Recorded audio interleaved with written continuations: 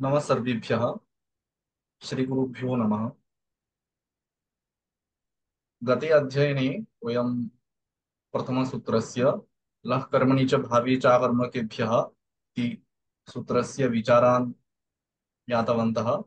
अद्य अग्रे केचन विचाराः वर्तन्ते, तान् प्रस्तुवन्ति अस्माकम् आचार्याः। चल। ओम वाक्यकारं वररुचिं भाष्यकारं पतंजलिं पाणिनिं सूत्रकारं च प्रणतोऽस्मि मुनित्रयम्। नमः सर्वेभ्यः। पूर्वस्मिन् वर्गे अस्माभिः लः कर्मणि च भावे चाकर्मकेभ्यः इति सूत्रम् अधीतम्। तत्रैव तत्रैव तस्य सूत्रस्य केचन विचार्यांशाः विद्यन्ते, तान् अद्य अस्मिन् वर्गे पठामः। तत्र अस्माभिः अधीतमस्ति यत् लः कर्मणि च भावे चाकर्मकेभ्यः इति सूत्रं द्विधा विभज्य अर्थात् वाक्यद्वयं परिकल्प्य अस्माभिः व्याख्यानं कृतमासीत्। तत्र संग्रहवाक्यमपि अस्माभिः अत्रैव लिखितमस्ति। तत्र प्रथमं वाक्यं भवति लः कर्मणि च तस्य च लकाराः सकर्मकेभ्यः कर्मणि कर्तरि भवन्ति इत्यर्थः। द्वितीयवाक्यार्थः भवति लकाराः अकर्मकेभ्यः भावे कर्तरि च भवन्ति इति। अधुना अस्मिन् वर्गे तत्र अकर्मकत्वं किं सकर्मकत्वं किम् इति आदौ पठामः।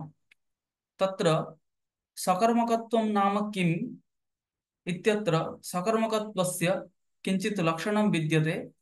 फलव्यधिकरण व्यापारवाचकत्वं सकर्मकत्वम् इति। अर्थात् अस्माभिः ज्ञायते यत् धातोः अर्थद्वयं वैयाकरणसम्प्रदाये स्वीक्रियते। एकं भवति फलम्, अपरः व्यापारः। एवञ्च फल व्यधिकरण व्यापारवाचकत्वं सकर्मकत्वस्य लक्षणमस्ति। नाम फलं यस्मिन् अधिकरणे विद्यते तस्मिन्नेव अधिकरणे यदि व्यापारः न तिष्ठति तदा फलव्यधिकरण व्यापारवाचकत्वं धातोः सम्भवति। उदाहरणत्वेन अस्माभिः अत्र दृश्यते। तत्र धातुः अस्ति पचिः। अत्र पच् धातुः स्वीकृतः अस्ति। तस्यापि धातोः अर्थद्वयमस्ति, फलम् अपि च व्यापारः। तत्र फलं किम् इति चेत् पचेः धातोः विक्लिप्तिः फलमस्ति। व्यापारः भवति अधिश्रयणादिः व्यापारः। एवञ्च तत्र विक्लिप्तिरूपं फलम् ओदने विद्यते। व्यापाररूपः धात्वर्थः रामे विद्यते। अतः रामस्य अत्र वाक्ये दृश्यते अस्माभिः रामः ओदनं पचति इति वाक्ये रामस्य कर्तृसंज्ञा भवति, रामः कर्ता अस्ति। ओदनश्च कर्मसंज्ञकः अस्ति। एवञ्च विक्लिप्तेः आश्रयः भवति ओदनः, व्यापारस्य अधिश्रयणादेः आश्रयः भवति रामः। एवञ्च अत्र फलव्यधिकरण व्यापारः अस्ति, विक्लिप्त्यनुकूल व्यापारः। तादृश व्यापारस्य वाचकः अस्ति पचिः धातुः। अतः पचिः धातुः सकर्मकः अस्ति। फलव्यधिकरण व्यापारवाचकत्वं पचि धातौ विद्यते इत्यतः पचि धातुः अत्र सकर्मकः अस्ति। एवञ्च सकर्मकत्वस्य लक्षणं भवति फलव्यधिकरण व्यापारवाचकत्वम्। तथैव अकर्मकत्वस्य किं लक्षणमिति चेत् तत्र अकर्मकत्वं नाम फलसमानाधिकरण व्यापारवाचकत्वम्। यस्मिन् अधिकरणे फलं तिष्ठति तस्मिन्नेव अधिकरणे यदि व्यापारः स्यात् तदा तादृशव्यापारः भवति फलसमानाधिकरणव्यापारः। एवञ्च तादृशव्यापारवाचकः यः धातुः सः अकर्मकधातुः इति उच्यते। यथा उदाहरणत्वेन अत्र अस्माभिः शिङ् स्वप्ने इति धातुः स्वीकृतः अस्ति। तस्यापि धातोः अर्थद्वयं तिष्ठति, फलम् अपि च व्यापारः। अत्र शिङ् धातोः किं फलम् इति चेत् स्वापः फलम्। शिङ् धातोः व्यापारः भवति आरोहणादि व्यापारः। एवञ्च अत्र फलं स्वापः तदपि रामे विद्यते। व्यापारः शय्यारोहणादिः सोऽपि रामे विद्यते। एवञ्च फल समानाधिकरण व्यापारः भवति स्वापानुकूल व्यापारः शय्यारोहणादिः तत् वाचकत्वमेव शिङ् धातौ अस्ति इत्यतः फल समानाधिकरण व्यापार वाचकत्वं शिङ् धातौ विद्यते इत्यतः शिङ् धातुः अकर्मक धातुः इति व्यवहारः भवति। उदाहरणम् अस्ति अत्र रामः शेते। एवञ्च सकर्मकत्वस्य लक्षणम् अकर्मकत्वस्य लक्षणं सिद्धं भवति। तत्र सकर्मकेभ्यः धातुभ्यः लकाराः भावे, क्षम्यतां, कर्मणि किंच कर्तरि भवन्ति। अकर्मकेभ्यः धातुभ्यः लकाराः भावे कर्तरि च भवन्ति इति सूत्रस्य अर्थः। अधुना अत्रैव कश्चित् विचारः तत्त्वबोधिनी टीकायां विद्यते। सः एव विचारः अधुना मया प्रस्तूयते। तत्र पूर्वपक्षिणाम् अयम् आशयः अस्ति यत् तत्र एकं सूत्रमस्ति भावकर्मणोः इति एकं सूत्रमस्ति। अपरम् एकं सूत्रमस्ति शेषात् कर्तरि परस्मैपदम्। तत्र भावकर्मणोः इति सूत्रस्य कः अर्थः इति चेत् भावे कर्मणि च धातोः लस्य आत्मनेपदं भवति इति भावकर्मणोः इति सूत्रस्य अर्थः अस्ति। एवञ्च भावे कर्मणि च धातोः लस्य आत्मनेपदसंज्ञक प्रत्ययाः भवन्ति इति अस्य सूत्रस्य अर्थः। एवञ्च एतत् सूत्रार्थ ज्ञानेन किं आयाति इति चेत् आत्मनेपदसंज्ञकानां प्रत्ययानां भावे कर्मणि च विधानम् अनेन सूत्रेण क्रियते। ततश्च आत्मनेपदसंज्ञक प्रत्ययानां भावः कर्म च अर्थः इति अनुमातुं शक्यते। तथैव अपरमेकं सूत्रमस्ति शेषात् कर्तरि परस्मैपदम्। तस्य सूत्रस्य कः अर्थः इति चेत् आत्मनेपदनिमित्तहीनात् धातोः लस्य कर्तरि परस्मैपदं स्यात्। एवञ्च आत्मनेपदनिमित्तहीनात् धातोः लस्य स्थाने कर्तरि अर्थे परस्मैपदसंज्ञकाः प्रत्ययाः विहिताः सन्ति। ततश्च परस्मैपदसंज्ञकप्रत्ययानां कर्ता इत्यर्थः अनुमातुं शक्यते। एवञ्च आत्मनेपदसंज्ञकप्रत्ययानां परस्मैपदसंज्ञकप्रत्ययानाम् अष्टादश लादेशानां तिङाञ्च भावः कर्म कर्ता एते त्रयः अर्थाः भवन्ति इति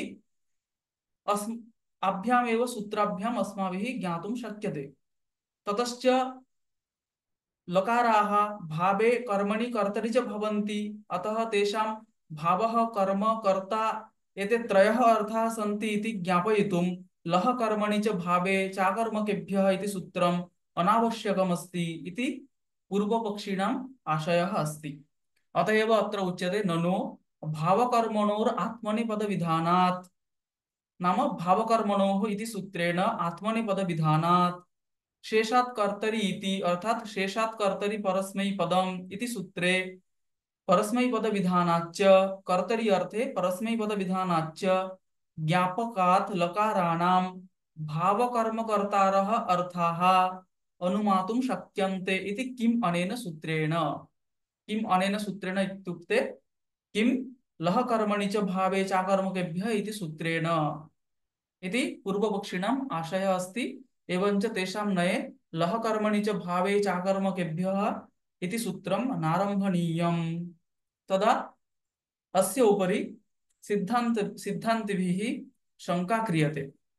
का सा शङ्का इति चेत् पश्यामः। ते किं वदन्ति, यदि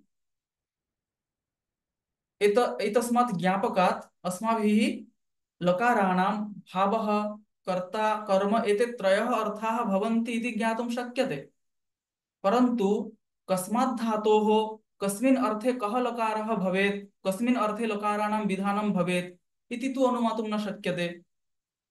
तर्हि सकर्मक धातुभ्यः अपि यथा कर्तरि लकारः प्राप्नोति कर्मणि लकारः प्राप्नोति तथैव भावेपि लकारापत्तिः स्यात्।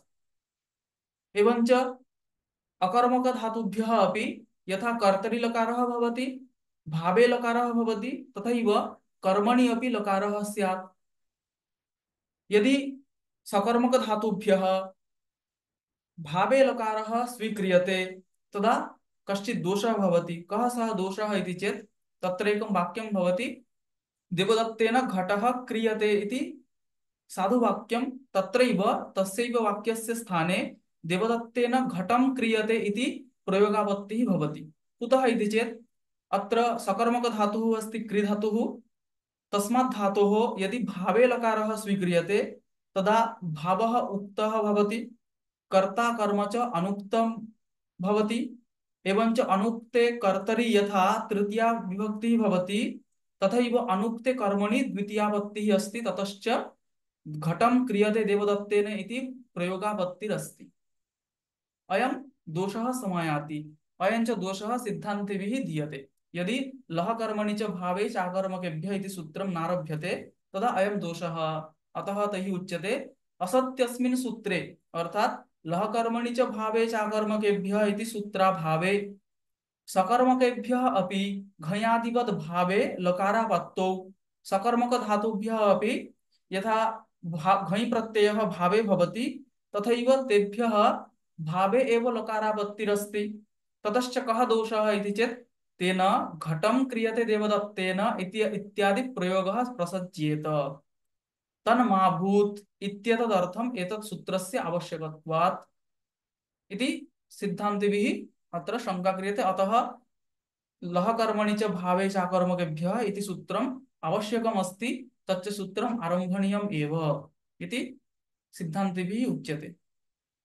एतदुपरि पुनः पूर्वपक्षिभिः उच्यते यत् अस्तु, लह कर्मणि च भावे चाकर्मकेभ्यः इति सूत्रं नारभ्यते चेत् कः दोषः भवति, तदा सकर्मकेभ्यः अपि भावे लकारापत्तिः दोषः उक्तः खलु, सः दोषः अस्माभिः अन्यया रीत्या अपि समाधातुं शक्यते। एवञ्च तैः उच्यते यत् अस्माभिः लह कर्मणि च भावे चाकर्मकेभ्यः इति सम्पूर्णं सूत्रं नापेक्ष्यते, किन्तु अकर्मकेभ्यः भावे लह इत्येव सूत्रमस्ति। अधुना अकर्मकेभ्यः भावे लह इति सूत्रं भवति चेत् सूत्रार्थः कः भवति, लकाराः अकर्मकेभ्यः भावे भवन्ति।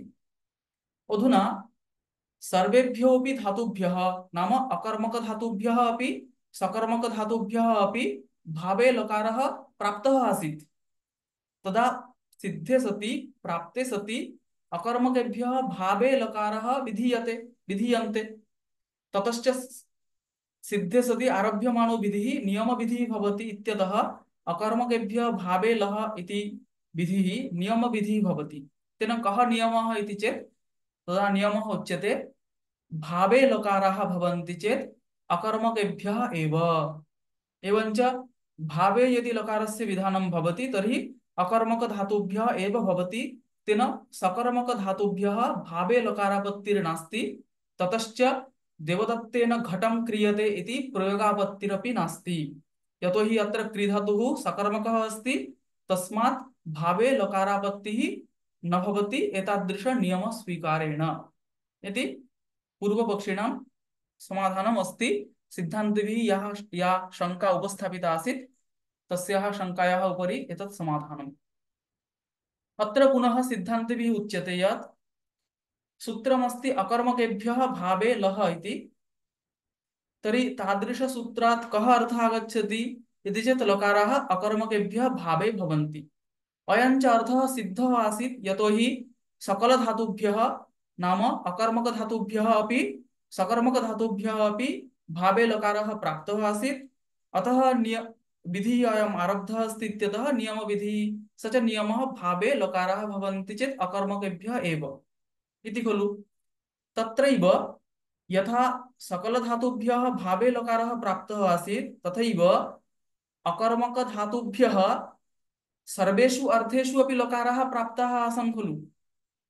तर्हि विनिगमन विरहात् भवद्भिः यथा एतादृश नियमः स्वीक्रियते भावे लकाराः भवन्ति चेत् अकर्मकेभ्यः एव, तत्रैव विपरीत नियमोऽपि भवितुम् अर्हति। कः सः विपरीत नियमः इति चेत् अकर्मकेभ्यः लकाराः चेत् भावे एव, यतोहि अयम् अकर्मकेभ्यः भावे लकारः भवति इत्यर्थः सिद्धः आसीत्।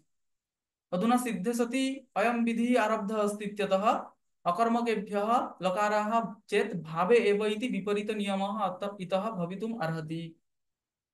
एतादृश विपरीतनियमः भवति चेत् अकर्मक धातुभ्यः कर्तरि लकार प्राप्तिः न भवति। यतोहि अकर्मक धातुभ्यः लकारः भवति चेत् भावे एव, तर्हि भावे एव अकर्मक धातुभ्यः लकारः विधीयते। कर्तरि लकारापत्तिः लकारः न प्राप्नोति, कर्तरि लकार अनापत्तिरस्ति इति दोषः भवति। एतदेव तत्र सिद्धान्ते आदौ एवं सति अकर्मकेभ्यः भावे लः इत्येव सूत्र्यताम्, भावे अकर्मकेभ्यः एव इति नियमार्थं भविष्यति। तदुपरि सिद्धान्ते शंका क्रियते अकर्मकेभ्यः भावे एव इति विपरीत नियमापत्या कर्तरि तेभ्यः लकार अनापत्या कर्तरि तेभ्यः लकार अनापत्तिः। एवंच यदि अकर्मकेभ्यः भावे लः इति सूत्रस्वरूपं स्वीक्रियते तदा विनिगमना विरहात् यथा भावे लकारः भवन्ति चेत् अकर्मकेभ्यः इति नियमः भवितुमर्हति, तथैव अकर्मकेभ्यः लकारः चेत् भावे एव इत्यपि नियमः भवितुमर्हति। एवंच विपरीत नियमः यदि स्वीक्रियते तदा अकर्मक धातुभ्यः कर्तरि लकार अनापत्तिरस्ति, स च दोषाय अस्ति इत्यतः सूत्रस्वरूपे इतोपि परिवर्तनं करणीयम्। अतः पूर्वपक्षिभिः सूत्रस्वरूपे इतः परिवर्तनं क्रियते। कथम् इति पश्यामः। तत्र पूर्वपक्षिभिः किमुच्यते यत् भावे च अकर्मकेभ्यः इति सूत्रम् अस्माभिः अधुना सूत्रस्वरूपं स्वीक्रियते। तर्हि भावे च अकर्मकेभ्यः इति सूत्रं भवति चेत् अत्र चकारेण कर्तरि कृत् इति सूत्रात् कर्तरि इति अनुकृष्यते।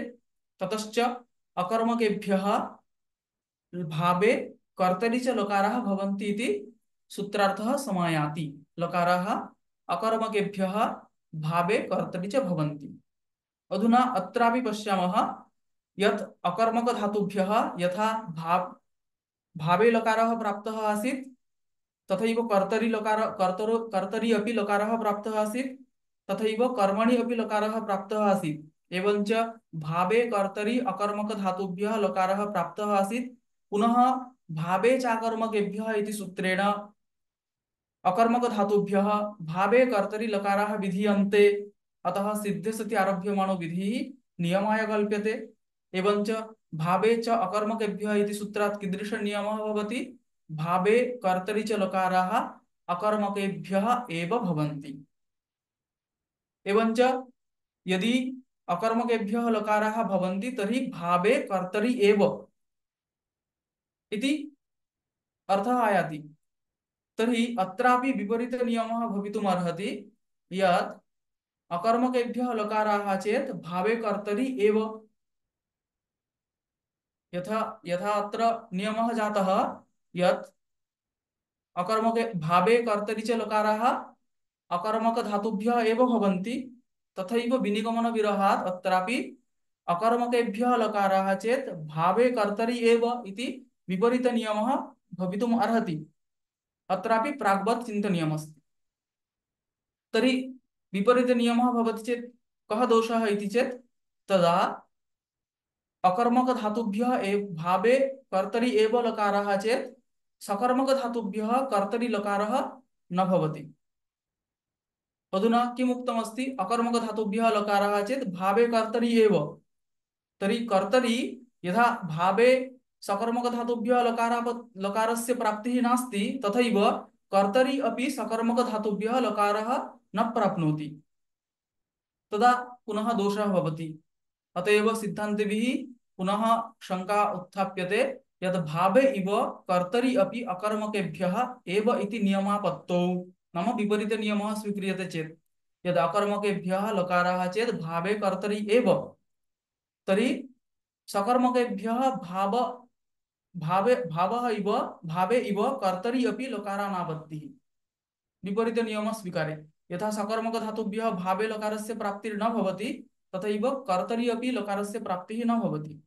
तस्मात् यथा न्यासमेव रमणीयम्।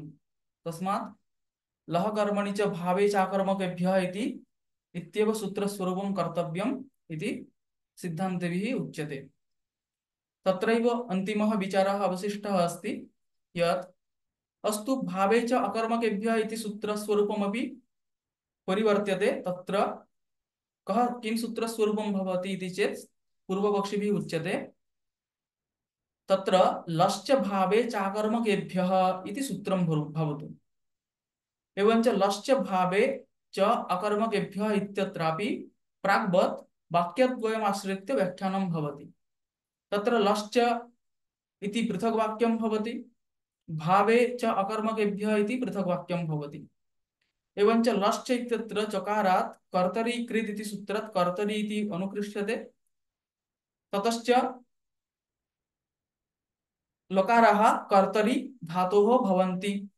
अधुना कस्मात् धातोः इति चेत् परस्मिन् वाक्ये अपरं वाक्यम् अकर्मकविषयमस्ति इत्यतः एतद् वाक्यं सकर्मकविषयं भवति इत्यतः सकर्मकेभ्यः इत्यस्य अध्याहारः भवति। ततश्च लश्च इत्यस्य कः अर्थः भवति? सकर्मकेभ्यः धातुभ्यः कर्तरि लकाराः भवन्ति। द्वितीयं वाक्यमस्ति भावे च अकर्मकेभ्यः। अत्रापि चकारात् कर्तरि कृत् इति सूत्रात् कर्तरि इति अनुकृष्यते। ततश्च द्वितीयवाक्यस्य कः अर्थः भवति इति चेत् लकाराः अकर्मकधातुभ्यः भावे कर्तरि च भवन्ति। अधुना प्राक् अस्माभिः ज्ञातमासीत् यत् लकाराणां नाम तिङां कर्ता कर्म भावश्च अर्थाः भवन्ति। अधुना लश्च भावे चाकर्मकेभ्यः इत्यत्र वाक्यद्वयम् आश्रित्य अपि कर्तरि लकारः विहितः अस्ति, भावे च लकारः विहितः अस्ति। अधुना लकाराणाम् अर्थद्वयम् उक्तमस्ति, तर्हि कर्म इत्यपि अर्थः लकाराणाम् अस्ति, परन्तु तस्मिन् अर्थे लकाराणां विधानं न जातम्। अतः प्रथमवाक्ये एव कर्मणि इत्यस्य सम्बन्धः भवति, यतोहि प्रथमवाक्यं सकर्मकधातुविषयमस्ति। द्वितीयवाक्यं च अकर्मकधातुविषयमस्ति इत्यतः तत्र कर्मणि इत्यस्य सम्बन्धः न भवति। प्रथमवाक्ये एव कर्मणि इत्यस्य सम्बन्धः भवति। एवञ्च लश्च इति सूत्रे एव कर्मणि इत्यपि सम्बध्यते। ततश्च सकर्मकधातुभ्यः कर्तरि कर्मणि च लकाराः भवन्ति इति प्रथमवाक्यार्थः सम्पद्यते। अकर्मकधातुभ्यः भावे कर्तरि च लकाराः भवन्ति इति द्वितीयवाक्यार्थः सम्पद्यते। एवञ्च लश्च भावे चाकर्मकेभ्यः इत्येव सूत्रस्वरूपं क्रियते चेत् इष्टस्य अर्थस्य लाभे सति सूत्रे कर्मणि इति पदं न प्रदेयम्। अतः कर्मणि इति पदम् अत्र व्यर्थमस्ति इति पूर्वपक्षिणाम् आशयः अस्ति। तदेव तैः उच्यते ननु एवं सति लश्च भावे चाकर्मकेभ्यः इत्येवास्तु चकारेण कर्तरि इत्यनुकर्षणात् लकाराः सकर्मकेभ्यः कर्तरि स्युर् अकर्मकेभ्यो भावे कर्तरि च स्युर् इत्यर्थे पर्यवसिते कर्मणि तु उक्त ज्ञापकात् भविष्यन्ति इति किम् अनेन कर्मणि इत्यनेन एवं खलु। उक्त ज्ञापकात् इत्युक्ते उक्तमेव यत् लकाराणाम् अर्थत्रयम् उक्तमस्ति, तर्हि कर्मणि पुनः लकार विधानं नास्ति, तर्हि कर्मणि इत्यंशस्य केनचित् वाक्येन सम्बन्धः कल्पनीयः अस्ति। तदा लश्च इति प्रथमवाक्येन वाक्येन वाक्येन एव तस्य सम्बन्धः भवति। एवं रीत्या वाक्यार्थद्वयम् आश्रित्य इष्टस्य अर्थस्य लाभे सति सूत्रे कर्मणि इति पदं व्यर्थमस्ति। तदा उच्यते आम्, यद्यपि अत्र कर्मणि इति पदस्य अत्र सूत्रे किमपि फलं नास्ति, दृष्टफलं नास्ति, तथापि तत् उत्तरसूत्रे अनुवृत्त्यर्थम् इह उपन्यस्तम्। कथम् इति चेत् सिद्धान्तेभिः उच्यते उत्तरसूत्रे नाम इतः परं सूत्रमस्ति तयोरेव कृत्यक्तः खलर्थाः इति। अधुना तयोः अत्र अस्य सूत्रस्य अर्थः कः भवति इति चेत् भावकर्मणोः एव एते प्रत्ययाः स्युः। एते इत्युक्ते कृत्यसंज्ञकप्रत्ययाः, तप्रत्ययः अपि च खलर्थप्रत्ययाः धातोः भावकर्मणोः एव अर्थात् भावे कर्मणि च भवन्ति। अधुना अत्र तयोः इत्यनेन भावकर्मणोः परामर्शः अस्ति। तत्र तच्छब्देन लह कर्मणि इति सूत्रस्थ भावकर्मणि परामृश्यते इत्यतः तयोरेव कृत्यक्तफलर्थाः इति सूत्रात् अयम् अर्थः आगतः अस्ति। एवञ्च लः कर्मणि च भावे चाकर्मकेभ्यः इति सूत्रे कर्मणि इति पदं न दीयते चेत् अत्र तच्छब्देन भावस्यैव परामर्शः स्यात्, तदा अस्मात् सूत्रात् इष्टस्य अर्थस्य लाभः न स्यात्। इत्यतः लः कर्मणि च भावे चाकर्मकेभ्यः इति सूत्रेऽपि कर्मणि इति पदं देयम् एव। तस्य च तत्र सूत्रे दृष्टप्रयोजनाभावेऽपि उत्तरसूत्रे तस्य प्रयोजनमस्ति इत्यतः कर्मणि इति पदस्यापि आवश्यकता तत्र अस्ति। अतएव मयि सिद्धान्ते उच्यते मयिवम्। उत्तरसूत्रे तयोरित्यनेन अर्थात तयोरेव कृत्यक्तफलर्थाः इति सूत्रे तयोः इत्यनेन कर्मणः अपि परामर्शार्थं तस्य आवश्यकतया ज्ञापकानुसरणक्लेशस्य वैयर्थ्यात्। अतः अस्तु तर्हि तस्मिन् एव सूत्रे नाम तयोरेव कृत्यक्तफलर्थः इति सूत्रे एव कर्मणि इत्यस्य पाठः भवतु। तर्हि अत्र पुनः ज्ञापकम् आश्रयणीयं भवति। अतः ज्ञापकाश्रयणापेक्षया अत्रैव सूत्रे कर्मणि इत्यस्य उपादानमेव लाघवं भवति इत्यतः तत्रैव सूत्रे उच्चारणं भगवता पाणिनिना कृतमस्ति। एवं लः कर्मणि च भावे चाकर्मकेभ्यः इति सूत्रे अवशिष्टः विचारः आसीत्, तत् अस्मिन् वर्गे उपन्यस्तमस्ति। अधुना अत्रैव अयं वर्गः समाप्यते। सर्वेभ्यः नमो नमः। धन्यवादाश्च।